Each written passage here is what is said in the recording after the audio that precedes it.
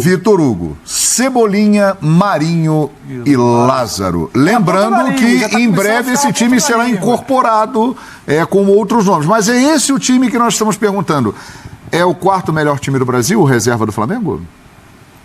Olhou para você, Eugênio. Para mim? Eu estou olhando para os dois, porque eu estou aqui, para o lado. Jogou bola vazio. Para o lado, no espaço vazio. Você sabe que eu tenho muita dificuldade com essas suposições. Porque, por exemplo, os reservas desse time do Flamengo seriam os titulares do Flamengo, como tem sido? Essa é uma questão. O time não se faz de 11 jogadores. Ninguém joga com 11 jogadores. Todo mundo... Esse time reserva do Flamengo disputaria 3 competições em paralelo? Ele? Não. Então, assim, a gente vai começar a colocar... Porque, por exemplo, o Fortaleza fez um brilhante campeonato ano passado.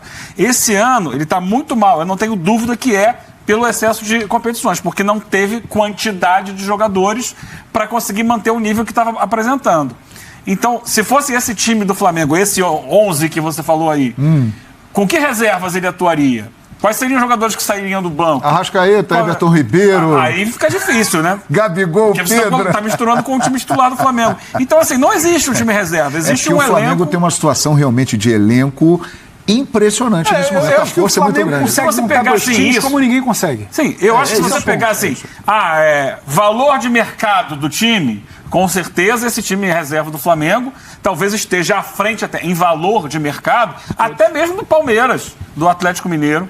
Em termos de investimento, quanto cada um vale no mercado? Vamos vender todo mundo. Talvez ele fique só atrás do titular do Flamengo. Mas isso não quer dizer que dentro de campo ele seria melhor. Porque tudo é suposição. Sim. Como já foi dito aqui, o Fluminense, no papel, na conta vai vender todo mundo ali, o Fluminense é bem inferior. Mas no campo... O Fluminense está jogando muito bem. Está jogando melhor do que o time reserva do Flamengo. É claro. Quando você tira do banco de reservas o Arrascaeta, o Everton Ribeiro, o Gabigol, apertou, coloca esses caras, aí já não é o time reserva. Aí já não é o time reserva. A pergunta é, este time reserva, que hoje conta com Arturo Vidal e Cebolinha... É muito forte. E outros elementos... É muito forte. O quarto melhor time do Brasil? Ele é muito forte e ele está trazendo o Flamengo... para as primeiras posições do campeonato. Esse time reserva, como o Pedro falou aqui na abertura do eu acho que quando chegarem os reforços que estão chegando, viu, Pedro? Mas eu acho que quando chegarem os reforços que estão chegando, que vão aparecer em breve aí, a gente pode até mudar a pergunta daqui a uma semana. É o terceiro melhor time do Brasil, mas não é o caso no momento. É o quarto melhor time do Brasil, Pedro Ivo? Só uma coisa, eu vou passar pro Bini, que quando ele começa a ficar com o olho brilhando, eu sei que ele quer incendiar. Só uma coisa que a gente precisa ponderar também. O time encanta muito quando você pega a escalação e você olha, caramba, tem um time reserva aqui com Vidal e Cebolinha. E eu não acho que sejam jogadores rotulados como reserva, porque eu acho que eles chegaram num momento de janela em que o Flamengo se acertou e tinha competições... jogos em competições fundamentais que talvez não coubesse ali alguma mudança. Não da retórica, vai fugir da resposta. Então, não vou fugir da mudança. Então, eu não me apego a essa coisa, o time... Não, Vidal e Cebolinha não são reserva. Aí se você pega e fala, porque o Oscar pode chegar, o Oscar não pode nem jogar na Copa do Brasil, então tem que ser para brasileiro. O Oscar pode chegar, Libertadores, caso avance. Tem Pulga, pode ter outro lateral.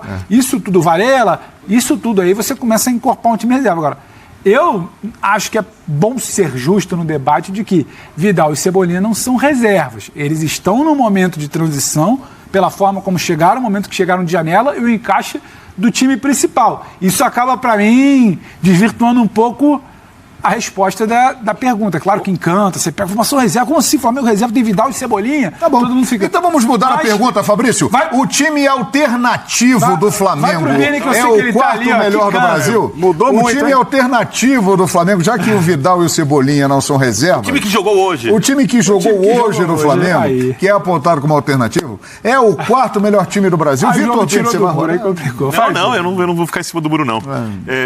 Uma coisa é futebol apresentado, outra coisa é potencial individual.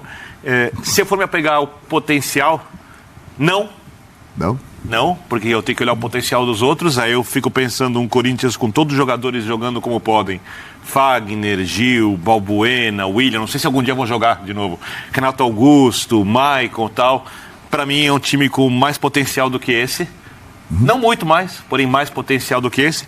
E quando eu olho para o futebol apresentado, eu gosto mais do futebol do Fluminense que o futebol esse time que jogou hoje contra o São Paulo tem enfrentado. E a verdade é o seguinte, o Dorival chegou, né? Como a gente conhece bem o Dorival, qualquer um de nós aqui, todo mundo tem amizade com ele aqui, é suspeito de falar da pessoa Dorival Júnior. E como treinador, botou todo mundo certinho na sua posição, já tinha trabalhado com alguns jogadores lá, como é da turma 8, como é? 86? 85, geração 85, o Dorival trabalhou, chegou com calma, foi botando, o Flamengo voltou a jogar bem, porque quando começa a temporada, todo mundo esperava que o Flamengo fosse jogar essa bola que tá jogando agora. O Paulo Souza tentou botar o Everton Ribeiro depois de muito... eu joguei com o Everton Ribeiro em 2007, cara. Estamos em 2022. Ele começou de lateral esquerdo. Há 15 anos atrás. Agora no final de carreira botar... Como é que o fôlego, o limiar já não é mais o mesmo. Botou todo mundo, fez aquilo... vários jogadores... O Gabigol voltou a jogar bem. Todo mundo motivado. Everton Ribeiro voando. Pegou o Corinthians aqui, acabou com o Corinthians de novo. Léo Pereira e Rodinei. Estão jogando muita bola. Falei pra vocês que o Rodinei vai renovar. Mas eu falei.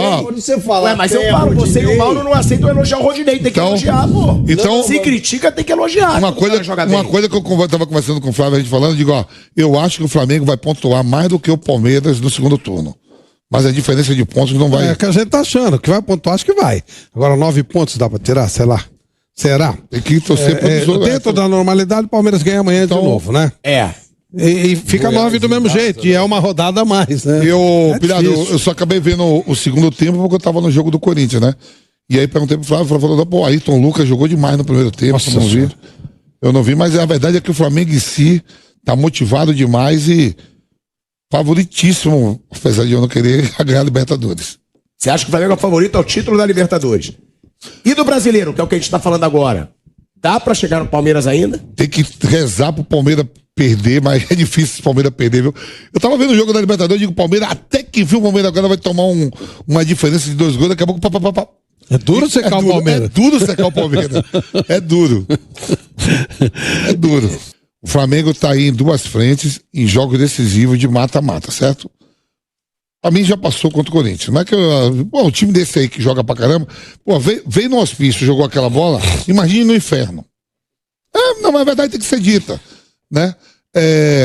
O que não pode, Souza, tá tudo maravilha, aí chega lá, no dia 17, o Filipão mete uma retranca, o Atlético Paranaense em casa faz fumaça mesmo, aí toma 1-0 ou sai e dizer que o Dorival Júnior é ruim. É ruim, o trabalho, que é muito assim aqui no Brasil. Mas é isso, aqui no Brasil é muito isso.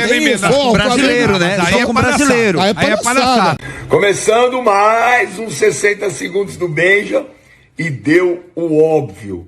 O Flamengo veio até São Paulo e ganhou no Morumbi. O Flamengo tá passando férias aqui em São Paulo. Veio na terça-feira e passeou em Itaquera. Veio no sábado e passeou no Morumbi. Mas, gente, o Flamengo montou uma máquina de novo. Diria até mais.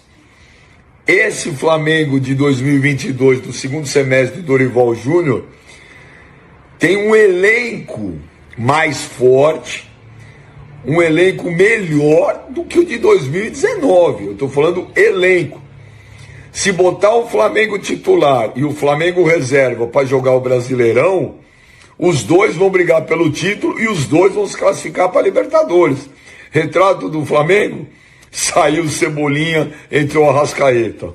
Chega. Boa noite. E hoje, mais do que nunca, conta um pouquinho pra gente desse jogo. Você é pé quente, hein, Camila? Você é pé quente. Eles esperaram para fazer o segundo gol quando você estava entrando no ar aí contra o Pra ter o gol vivo. Muito boa noite para todo mundo. Mais de 45 mil pessoas estiveram aqui no São Paulo e foi um jogo interessante, né? Porque o primeiro tempo foi meio marcado, meio campo, sem muita chance. E o segundo tempo a coisa estrambelhou, né? Ricardo, Paulo Nunes, foi um jogo... O segundo tempo foi muito bom de se ver, né? Porque o São Paulo se atirou, o Flamengo teve contra-ataque, São Paulo teve chance, o Flamengo teve muitas chances para marcar o gol, antes até do gol do Gabriel, né, Paulo? Exatamente. Boa noite a todos aí da mesa. O jogo começou com o Flamengo, né? Com essa marcação agressiva, né? Que o Dorival pede tanto. e eles estão conseguindo fazer, né, uma marcação que envolve, né, uma compactação de todas as linhas, né, da frente, a do meio e o setor defensivo. O Flamengo está conseguindo fazer isso, é óbvio que não consegue fazer o tempo todo. Chega um momento que você tem que abaixar um pouquinho, né, até porque as pernas não aguentam essa pressão, o Ricardinho sabe como é. E aí o São Paulo também, em volume de jogo, conseguiu um pouquinho jogar, né, jogava muito por dentro. Muito erro de passe o São Paulo, né? Escorregando, estava até brincando com o Ricardinho. Jogadores do São Paulo escorregando muito, né? E jogando muito por dentro, não tendo profundidade pelos lados, na amplitude. E o Flamengo foi controlando o jogo, né? E jogando muito. E aí é a capacidade que tem o meio campo, né? Com o Vidal, com o próprio Diego, né? Que distribui no jogo, circulando as jogadas por dentro. O próprio Vitor Hugo. O Marinho um pouco preso, né, do lado direito, vindo muito por dentro. Mas o Flamengo, mesmo não jogando bem no primeiro tempo, teve a capacidade de fazer o gol, abrir o placar e segurar o jogo, né, Ricardinho? E no segundo tempo, né, Ricardo, quando o São Paulo claramente melhora, tem uma produção melhor e tal, com as alterações que foram feitas no time, aí o Flamengo põe em campo Gabriel, Arrascaeta, põe o Everton Ribeiro, o Thiago Maia, enfim. Aí fica difícil competir, né? Daí não tem mais brincadeira, né? Mas a verdade é que o São Paulo realmente melhorou no segundo tempo com as modificações em relação ao primeiro. Mas é um time, o São Paulo, que oscila muito no jogo. É um time que demora a construir as jogadas. Hoje foi muito mais na empolgação em alguns momentos do torcedor empurrando o time, vibrando com o time, do que propriamente uma construção de jogada. E isso não é legal, porque ele insiste, o São Paulo, em jogar de uma forma que facilita a marcação do adversário, que é por dentro do campo. As melhores jogadas do São Paulo no jogo foram pelo lado do campo. E principalmente no segundo tempo, que você coloca o Caleri. Você coloca o Caleri, você tem que dar a condição dele finalizar. Ele é um finalizador. Jogada pelo lado, aproximação pelo meio. São Paulo melhorou. Mas aí o Flamengo fez as modificações, colocou dois jogadores no meio que a gente fala mastiga a bola, né, que cria a jogada, que quebra o ritmo do jogo, que tem qualidade. O Flamengo equilibrou e até melhorou. São Paulo... a rigor, né, essa jogada foi a única que eles criaram pela ponta e a única que chegou no Caleri para finalizar. E essa que o Caleri finalizou, que teve a passagem do Wellington, foram as duas chances, uma em seguida da outra. Agora aí o Flamengo melhorou, o Flamengo teve a oportunidade, essa o João Gomes perdeu, ele bateu embaixo da bola e não dá para reclamar nem que é o campo, né? Porque o Morumbi é um tapete, né? E ele acabou pegando muito embaixo da bola. O São Paulo, o Flamengo teve mais essa chance. O São Paulo no final do jogo com aquela pressão, 2 escanteios, e aí vem a bola que o Flamengo rouba, né? Com o São Paulo todo no ataque, né? E o Flamengo chega ao segundo gol no último minuto, né? E aí a bola pro Gabriel, numa condição de 4 contra 1 praticamente, ele resolve decidir. O Flamengo mereceu o resultado, Milton. A verdade é que o Flamengo foi melhor que o São Paulo durante o jogo todo. Tem jogadores, um elenco melhor, né? Opções para o Dorival melhores do que o Rogério. O Rogério tem que equacionar esse elenco. Mas o Flamengo, mais uma vez, fez um bom jogo, né? Um grande jogo. E sai daqui com um belo resultado nessa sequência positiva que o Flamengo vem construindo de recuperação no Campeonato Brasileiro. E a gente está vendo que depois das alterações do Flamengo, né, com Gabriel, Arrascaeta, Everton e tal, as chances que o Flamengo teve de fazer os gols, né, de matar o jogo completamente. E, Paulo, mesmo no momento em que o São Paulo cresceu no segundo tempo, na parte inicial do segundo tempo, a sensação de que o Flamengo estava sempre mais bem organizado, né? Seja com o time reserva, depois com aqueles titulares que entraram, né? Controlou o jogo, né, Milton? A capacidade que tem os jogadores, principalmente do meio, né, de circular a bola, né, de acelerar quando tem que acelerar, diminuir o ritmo, como o Ricardinho falou, entra Everton Ribeiro, entra Arrascaeta. Além de ter o controle do jogo, tem a criatividade, né? Você tem espaço. São Paulo teve que sair. E saindo, você dá esse espaço para esses jogadores do Flamengo. Aí está o erro, né? Do final do jogo. Foi o segundo escanteio seguido, né? Exatamente, que era a pressão, né? Até o próprio Dorival estava reclamando para terminar o jogo. Aí, não sei se você vê lá, o Lázaro sente também uma cãibra. O Gabriel nota isso, né? E mesmo na frente do goleiro... bola. Exatamente, na frente do goleiro ele sabe o que faz, né? A qualidade do jogador, ó. O Everton não precisa dominar a bola. De primeira. A hora que a bola chegou para ele, dividida, ele já sabia, observou, né? O Gabriel do outro lado. Ah, mas era simples o passe. Era simples pro cara que tem qualidade. O outro, o cara de primeira, ele vai jogar a bola do outro lado do campo, ele vai dar a bola em cima do Rafinha, que era um só.